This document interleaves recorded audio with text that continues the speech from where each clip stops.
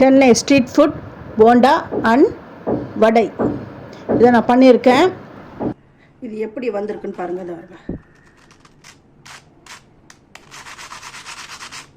Sound நல்லா கேட்குறதா. அப்புறம் பாருங்கள், மொறுன்னு எண்ணெய் கொஞ்சம் கூட குடிக்கல. நான் பர்ஃபெக்டாக வந்திருக்கு பார்த்தீங்களா.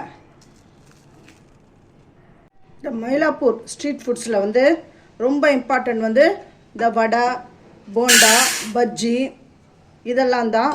அதில் வந்து நான் இப்போ வந்து இந்த போண்டா அண்ட் வடை ரெண்டும் செஞ்சு காட்டுறேன். வடைக்கு வந்து வடை போண்டா இதிலே நான் செஞ்சு காட்டுறேன். உங்களுக்கு என்ன அளவு தேவையோ அந்த அளவு உளுந்து எடுத்துக்கோங்க. இதை நல்லா வாஷ் பண்ணி எடுத்துகிட்டு வரேன். இது கூட ஒரு இன்க்ரீடியன்ஸும் நான் சேர்க்குறேன். இந்த பச்சரிசி எடுத்துருக்கேன். பச்சரிசி வந்து ஒரு கைப்பிடி சேர்த்துக்கிறேன். இதை நல்லா வாஷ் பண்ணிவிட்டு ஒரு மணி நேரம் இதை ஊற விடணும்.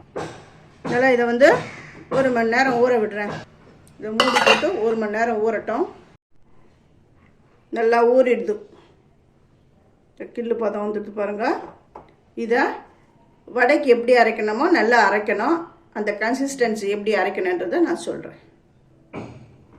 ஃபஸ்ட்டு இந்த உளுந்தை போட்டுக்கிறேன். தண்ணி இல்லாமல் போட்டுக்கணும். அப்புறம் இந்த ஊற வச்ச தண்ணியை தான் கொஞ்சம் கொஞ்சமாக விட்டு தான் அரைக்கணும். ரொம்ப நேரம், அதாவது நிறைய தண்ணிலாம் விட்டு அரைக்கூடாது. கொஞ்சமாக தண்ணி விட்டுக்கிறேன். தெளித்து தான் தண்ணி விடணும். மூடியை போட்டு இப்போ அரைச்சிக்க வேண்டியது தான். இப்போ பாருங்கள், தண்ணி வந்து ரொம்ப இல்லை, அதை கொஞ்சமாக இது கொஞ்சம் கொஞ்சமாக தான் விடணும். ரொம்ப விடக்கூடாது. விட்டுட்டு தருங்க. இந்த பருப்புலாம் இருக்குது பாருங்கள், அது ஒன்று கூட அரைப்படாமல் இருக்கக்கூடாது. அதனால் கொஞ்சம் எல்லாத்தையும் இப்படி தள்ளி விட்டுக்கிட்டு மறுபடியும் மூடி போட்டு அரைக்க ஆரம்பிச்சிடணும். நல்லா வெண்ணெய் மாதிரி அரைக்கணும். இது பாருங்கள், நல்லா வெண்ணெய் மாதிரி அரைச்சிட்டேன் பாருங்கள்.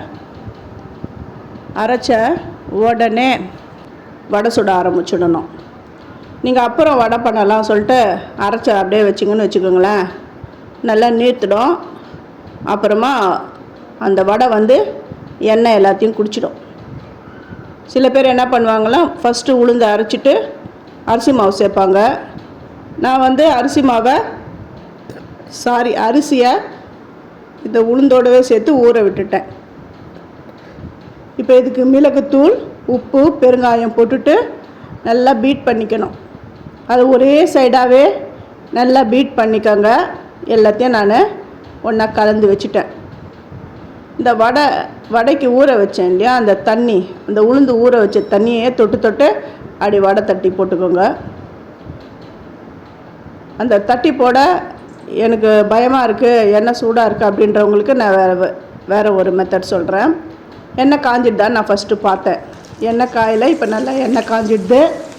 இப்போ வடிகட்டி இருக்குது பாருங்கள், டீ வடிகட்டி, இந்த பழைய டீ வடிகட்டி, அதை வந்து அதில் மாவை போட்டு ஹோல்ஸ் போட்டு அப்படியே போடுங்க. அது வந்து சரியாக வரா மாதிரி தான் இருக்கும், வராத மாதிரி இருக்கும். ஆனால் அந்த எண்ணெயில் போட்டு ஃப்ரை பண்ணும்பொழுது அந்த கரெக்டாக வந்துடும்.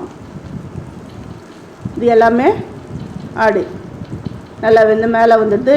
இப்போ வந்து திருப்பி போட்டுடணும். நல்லா கிறிஸ்பியான மொறுன்னு வடை எந்த அளவுக்கு ரெடி ஆகிடுது பாருங்கள். நீங்கள் ஒரு கடையில் போனீங்கன்னா வடை அவ்வளோ டேஸ்ட்டாக இருக்கும். சில பேர் வந்து வெங்காயம், பச்சை மிளகாய், இஞ்சி, அப்புறம் கருவேப்பிலை, கொத்தமல்லி எல்லாம் சேர்ப்பாங்க. அது உங்கள் இஷ்டம்தான். ரொம்ப இந்த ஸ்ட்ரீட் சைட்லலாம் அந்த வெங்காயம் இதெல்லாம் சேர்க்க மாட்டாங்க. அந்த மிளகு மட்டும்தான் அப்படி சேர்ப்பாங்க. சேர்த்து கடன்னு இந்த மாதிரி பிடிச்சி போட்டுருவாங்க. இப்போ வந்து போண்டா, அதாவது தட்டி போட்டால் வடை, உருட்டி போட்டால் போண்டா, அவ்வளவுதான். இந்த போண்டா நல்லா ஷேப்பாக வரணும் அப்படின்னா இந்த மாதிரி ஒரு முட்டைக்கரண்டி எடுத்துக்கோங்க. அதில் எடுத்து அப்படி போட்டு விடுங்க. ஈஸியாக அந்த போண்டா ரெடி ஆகிடுது பாருங்கள்.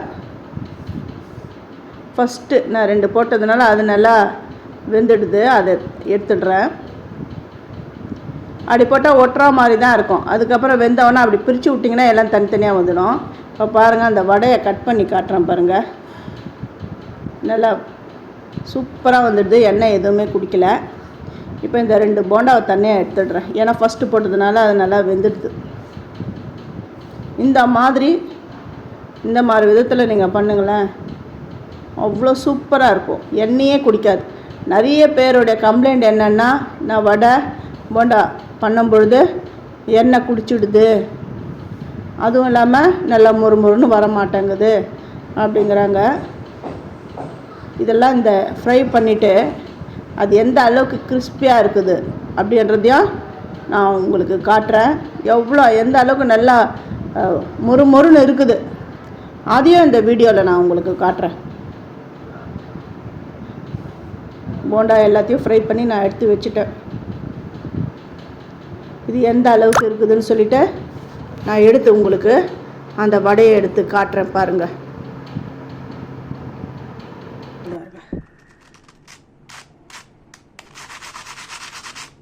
சவுண்ட் நல்லா கேட்குறதா?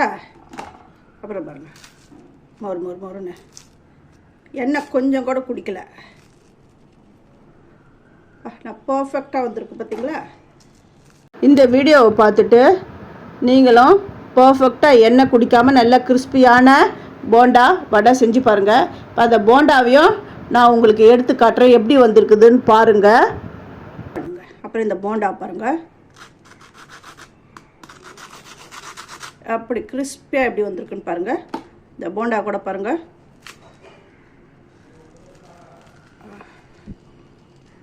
சூப்பராக வந்திருக்கு பாருங்கள். தேங்க்யூ.